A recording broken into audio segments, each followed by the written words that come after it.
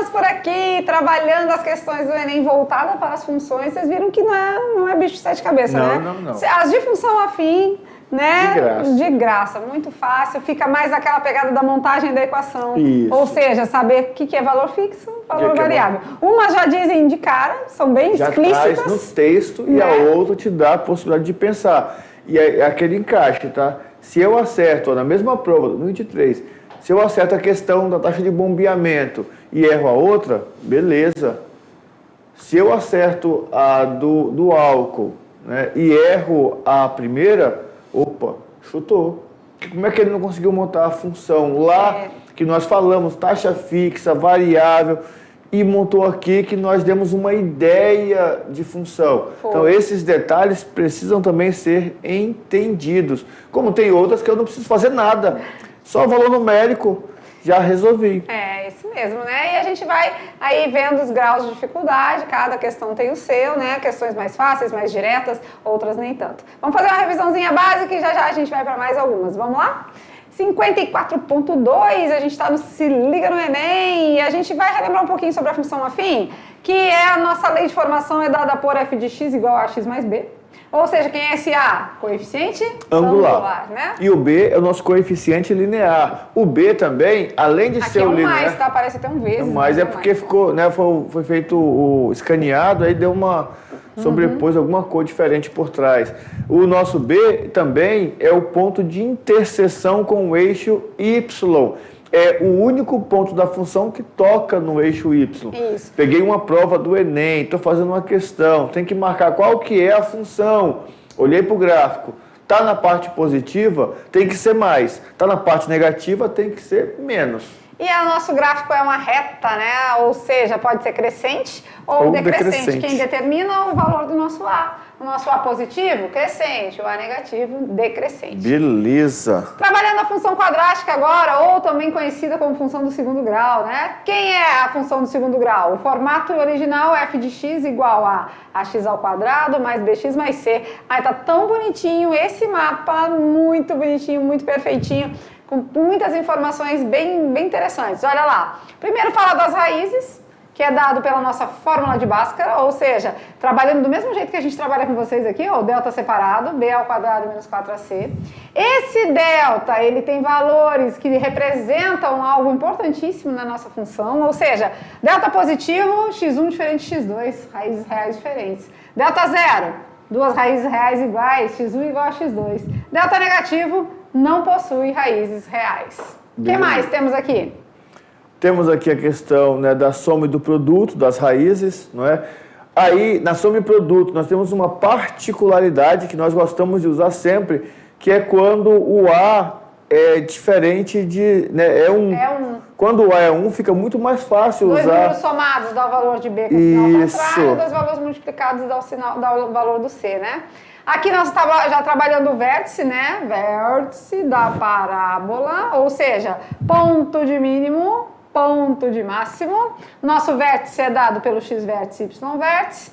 E temos aqui agora que legal, ó, os valores de A, B e C, o que eles indicam no nosso gráfico. O valor de a concavidade da parábola. A positivo, concavidade para cima, carinha feliz. A negativo, carinha triste, concavidade para baixo. O ponto C é quem?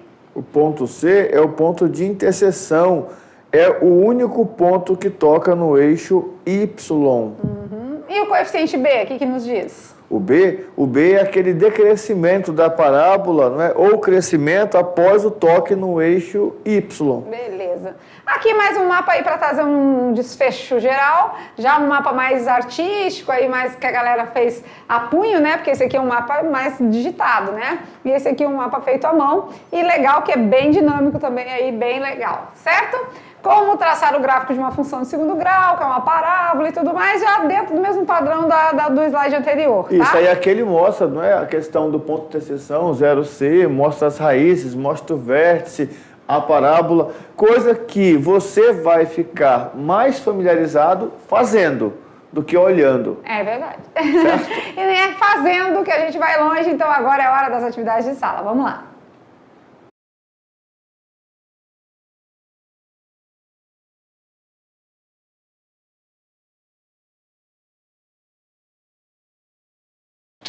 Já voltamos? Já estamos aqui. Questões do Enem, e aí, como foi? Tranquilo. O ideal é tentar fazer sozinho, mas a gente disse que nesse momento daí dá para ter essa discussão de ideias, né? Trabalhar essa questão aí mais entre grupos, né? Vocês podem reunir em dupla, em trio, e claro, vão aí se familiarizando com as questões. Agora nós já estamos na unidade 3 de matemática, então já? assim, em ritmo de finalização de tudo que a gente tinha para mostrar para vocês, né?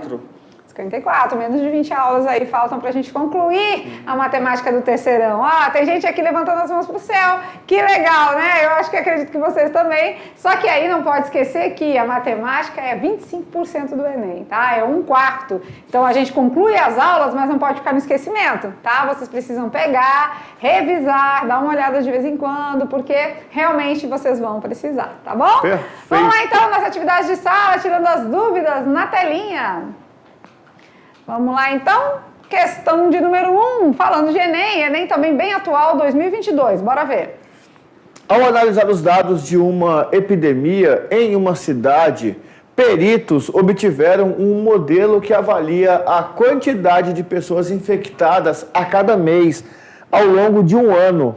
O modelo é dado por PT igual a menos t ao quadrado mais 10t mais 24. Sendo T um número natural, variando de 1 a 12, representando os meses do ano, e P de T a quantidade de pessoas infectadas no mês T do ano. Tá, então T a gente já sabe que é um número natural, é o nosso X. Isso. Tá? E o nosso P de T? É o F de X. É o F de X, é o Y, tá? É a quantidade de pessoas infectadas no mês T do ano. Gente, já estamos nos conectando com a nossa questão, porque olhando para ela, a gente já sabe que é uma função do segundo grau. Uma função quadrática, porque temos um 2 aí, um expoente ao quadrado, tá bom? Beleza. Vamos lá. Para tentar diminuir o número de infectados no próximo ano, a Secretaria Municipal de Saúde decidiu intensificar a propaganda oficial sobre os cuidados com a epidemia. Foram apresentadas 5 propostas, a proposta 1, 2, 3, 4 e 5, com diferentes períodos de intensificação das propagandas, tá? Então vamos lá, a propaganda 1 tem um T, né? O que é o T mesmo? Vamos relembrar. O T é um número natural variando de 1 a 12, que representa os meses do ano, tá? Então é bom a gente sempre entender o que cada letrinha está significando. Né? Então, os meses do ano. Então, por exemplo, de 1 a 2, né, um T entre 1 e 2, maior ou igual a 1, menor ou igual a 2, é para a propaganda 1. Né? O período de intensificação das propagandas 1. Então, a propaganda 1, ela intensifica nos meses de 1 a 2, ou seja, em janeiro e fevereiro. Janeiro e fevereiro.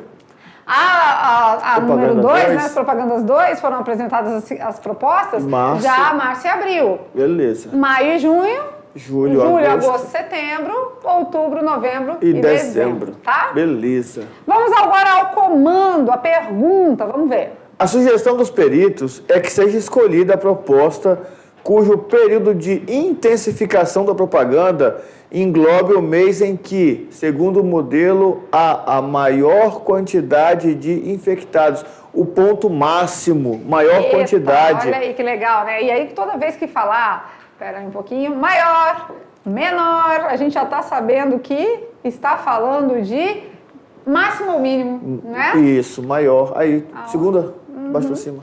Maior a quantidade, né? Então, se falou de maior... É o ponto de máximo. Menor, é ponto máximo, é ponto mínimo. Só que agora o Enem foi assim, né? 2023, como que ele se comunica? 2023 ele falou sobre o Y do vértice e pediu, né, o intervalo que continha o Y do vértice. Aqui eu vou ter que calcular o Y do vértice também, porque ele quer o ponto máximo, um ponto de maior infecção, só que ele não quer saber agora o período, ele quer saber em quando foi que aconteceu, foi no X-vértice. Ah, que legal. Então, às vezes ele quer o Y-vértice, mas às vezes também quer o X-vértice. A sugestão foi aceita. E a proposta escolhida foi qual? Eu até penso assim, ó, nós nem precisaríamos fazer o Y-vértice. Não. Porque se ele quer... quando que teve a maior quantidade de infectados? No vértice. No vértice. Então, se eu calcular o X-vértice, eu já tenho a minha resposta. Isso, acabou. Porque aí vai ser em que mês? Um mês. Ele vai querer um mês agora, né? Para poder escolher a propaganda. Então, vamos lá. O nosso X-vértice aqui, na verdade, seria um T-vértice, né? Isso. Vamos lá. Mas o nosso X-vértice, canetinha, vamos lá. o nosso X... É legal que esse negocinho às vezes testa, né, a gente, né? O nosso X vértice é dado por menos B sobre 2A, né? Então, o nosso X vértice aqui é um T vértice. Por quê? Porque a gente está falando dos meses, né? Do período, do T. Vamos lá, vamos na nossa função? Quem é o menos B? Ó, o A é menos 1, o B é 10 e o C é 24. Então, vamos lá. O A é menos 1, o B é 10 e o C é 24. Aqui a gente só vai usar B e A, mas tudo bem, a gente identifica os coeficientes todinhos. Menos B, quem é B? 10. 10. Sobre 2 vezes o A, quem é A? Menos 1. Então, o nosso T vértice, vamos dizer assim, vai ser menos 10 dividido por menos 2. Menos por menos? Mais. 10 dividido por 2? 5. 5. O mês 5, mês de maio, né? Mês de maio. Vamos lá, então. Então, se é maior ou igual, se tem essa questãozinha do igual, então a alternativa correta vai envolver a propaganda, né? Número 3. Ofertada nos meses de maio a junho. Número 3, então, a alternativa correta é a letra C. Bem boa.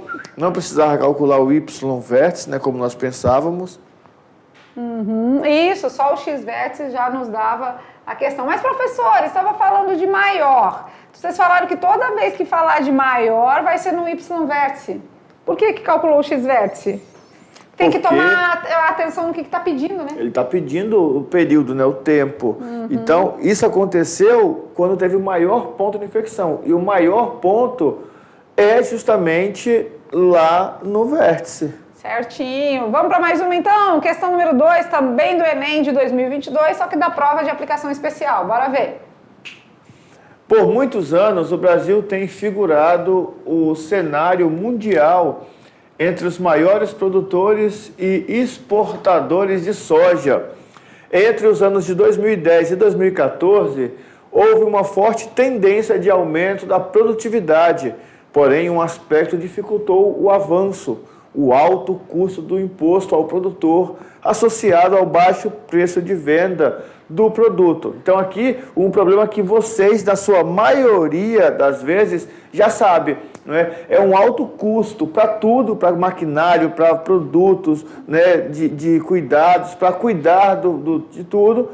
E quando vai vender o produto, o café, vai vender a soja, vai vender o milho, vai vender, eles põem o preço lá embaixo. Em média, um produtor gastava R$ 1.200 por hectare plantado.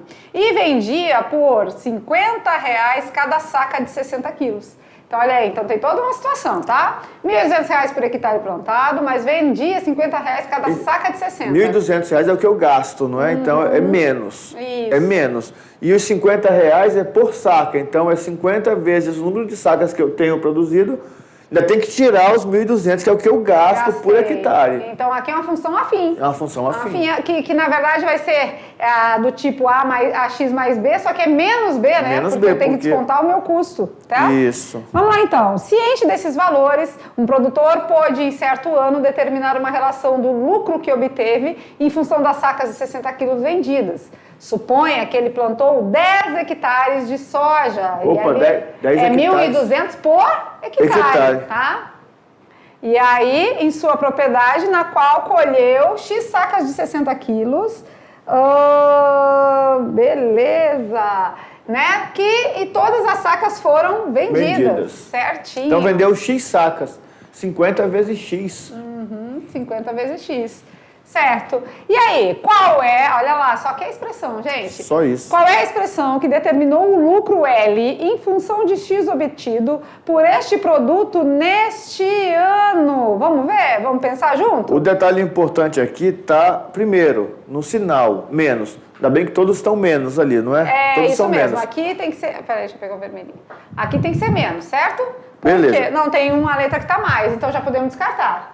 Tem aqui, mais? letra C. Ah, tá fora. Tá fora, tá? E Esse menos... Com certeza, o mais vai contradizer com a mesma situação do menos. Então quer dizer que a B e a C são contraditórias. Então, uma delas é a certa. Uma delas é a certa, com certeza a letra B, né? De Pronto. cara, né? Mas não era 1.200? 1.200 é por hectare. Quantos hectares temos? 10. 10. Então já sabemos que ali no nosso termo independente vai ser 10 vezes 1.200, que é 12.000. 12.000 é o nosso termo independente. Então, quando a gente fizer o L de x, nós sabemos que nós vamos ter algo variável menos 12.000. Quem é esse variável, professor Maurício? Por que 50 vezes x? Porque 50 vezes a saca, As né? sacas. Ele não disse quantas sacas tem, Não disse. foram x Ele sacas. só disse que foram x sacas. Então, esse 50 vezes x vai entrar aqui no nosso termo dependente. O nosso termo dependente é tirar, né, nesse lucro o que foi gasto. E o que foi gasto é 1.200 vezes hectare. E é cada hectare, né? Por hectare, só que nós temos aí 10 hectares. Então, tudo isso traz para a gente uma linha de raciocínio, né? Que a gente tem que fazer com base nos detalhes que a questão vem mostrando, né? Então, olha aí, só 2 questões para vocês trabalharem, mas de alto valor, né? Porque uma de função quadrática e uma de função afim. E a da função quadrática foi muito legal porque, né, no primeiro momento, pensa-se logo em fazer o y vértice. Mas eu preciso estar atento ao comando. O que ele quer saber? Ele quer saber o período. O período, ele ainda falou no começo, ele deu no começo lá. Período T, 1, 2, 3, referente aos meses do ano. Então, ele quer só o T, tá certo? E como que eu sei na função quem é o x e quem é o y? Quando eu mudo as letras, é muito fácil. O y é a função. O y é a função. É então, o f de x. Vai estar o PT, o PD, L o AB, X, vai estar o LX, coisa. vai estar alguma coisa. Aqui, ó, LX. Esse é meu y. Então, Na outra era outra coisinha, né? Como é que isso, era? na outra estava P de T. P de T, isso mesmo. Então, quer dizer, como que eu sei quem é a função? Pelo parênteses aqui inicial. Então, aqui está falando aqui, ó, o P depende do T. Lá na outra, o L depende do X. É o lucro. Depende das sacas Depende vendidas. das sacas que eu tenho lá. Ele vendeu todas. Só que ele não disse quantas sacas produziu. E o tchan da questão aqui, O tchan. saber que é menos. Porque se nós vamos muito ali, e o Enem, olha só como que o Enem é. Ele colocou todas menos e só uma mais. Porque se eu fico preso lá aqui, y é igual a x mais b, y... Ah, só tem um mais, marca. Mas quando a gente fala que y é igual, y ou f de x é igual a x mais b, é a lei geral de formação. Ela não é engessada, ela não é amarrada, ela é uma lei geral, mas ele pode mudar. Tanto é que a gente tem os tipos, né, de função afim, que pode o a ser 0, o b ser 0, o a valer 1, né, as nossas identidades, linear, né, e tudo mais constante. Então quer dizer que esse ax mais b ele não é engessado, ele pode ter uma variável, uma variante aí. Nesse caso era menos, porque para a gente ter o lucro tem que descontar no que foi investido, né? Vamos dizer que você vai trabalhar aí com a venda de brigadeiro na escola, né? Você está fazendo docinho para vender bolo de pote, você faz para ter uma renda aí para sua casa. Você vai ter que tirar o seu lucro, vai ter que tirar o seu custo. Tá? Então é nessa questão aí de tirar essa retirada que aqui tem que ser menos. E olha como o Enem é generoso, ele colocou uma igualzinha, que é a resposta correta, só trocando o sinal. Tá? E aí, ó, tá? É a questão do Enem. Nós pegamos no Enem, nós não modificamos nada, não adaptamos nada e já foram mais 6 questões. Nós já estamos aqui em média de... Se tem 10 aulas do Enem, 6 questões, mais as questões... Mais de 60 questões já. Mais de 60 questões que se você sentar, refizer e reanalisar e tentar fazer de outra maneira, você vai ter sucesso. Então é aquele detalhe agora. Só falta você começar. Isso só serve para quem não começou ainda, tá? Porque nós sabemos que temos estudantes aí que já estão, olha, pegados ali mesmo na luta. Agora, para você que ainda não começou, que ainda está ali meio amarrado, dá tempo ainda, tá? Dá tempo, com certeza. Vamos lá, finalizando a nossa aula, então, aula de número 54. Nas próximas aulas a gente vem aí com um pouquinho mais as outras funções, porque também é importante a gente dar uma recordadinha com vocês, da exponencial, da logaritmo e tudo mais, mas assim, o que realmente de fato o Enem cobra são as funções afim e a quadrática que a gente trabalhou nessa aula de Enem com vocês, tá certo? Ficamos por aqui daquele jeito, um beijo bem grande no coração de cada um, dos professores presenciais que estão sempre aí na parceiraços com a gente, né? Precisar de alguma coisa, estamos à disposição, e também os nossos queridos estudantes, tá bom? Beijo no coração e até a próxima aula. Tchau, tchau!